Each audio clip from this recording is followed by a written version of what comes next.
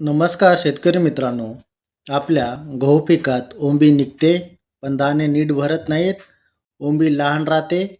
तर मित्रांनो, आजच हा व्हिडिओ शेवटपर्यंत नक्की बघा, कारण एका चुकीमुळे हजारो रुपयाचं नुकसान होतं.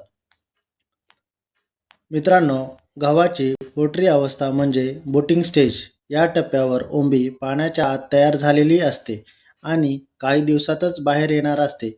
हीच अवस्था ठरते ओंबी किती लांब होईल, दाणे किती बसतील आणि वजन किती वाढेल.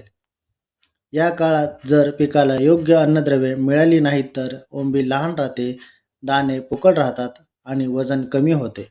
म्हणून याच अवस्थेत फवारणी करणे खूप महत्त्वाचे असते. मुख्य फवारणी नियोजन. पहिलं आणि सगळ्यात महत्त्वाचं खत म्हणजे NPK 005234. याचा फायदा असा आहे की दाण्यांची संख्या वाढते, दाणे गच्च भरतात, ओंबी मजबूत होते. याचे प्रमाण 75 ते 100 ग्रॅम प्रति 15 लिटर पंपासाठी वापरावे. दुसरं महत्त्वाचं सूक्ष्म अन्नद्रव्य म्हणजे बोरान. याचा फायदा असा की परागीभवन सुधारते, दाणे नीट भरतात आणि ओंबी रिकामी राहत नाही. पण लक्षात ठेवा मित्रांनो, बोरॉन जास्त दिलं तर नुकसान होऊ शकतं. सुरक्षित प्रमाण म्हणजे 7 ते 8 ग्रॅम प्रति 15 लिटर पंपासाठी वापरावे. बुरशीनाशक आणि करपा.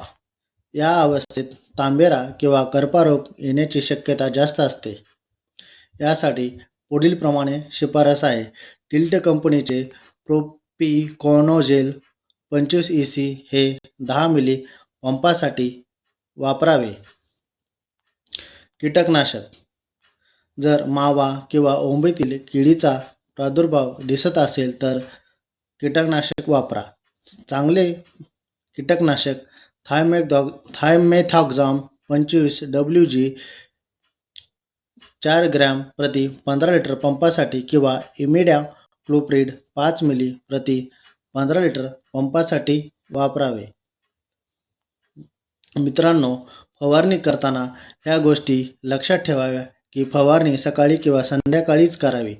हवा शांत असावी, जमिनीत ओलावा असावा, बोरान जास्त प्रमाणात देऊ नये. सर्व औषधे एकत्र मिसळताना सुसंगतता तपासावी. धन्यवाद.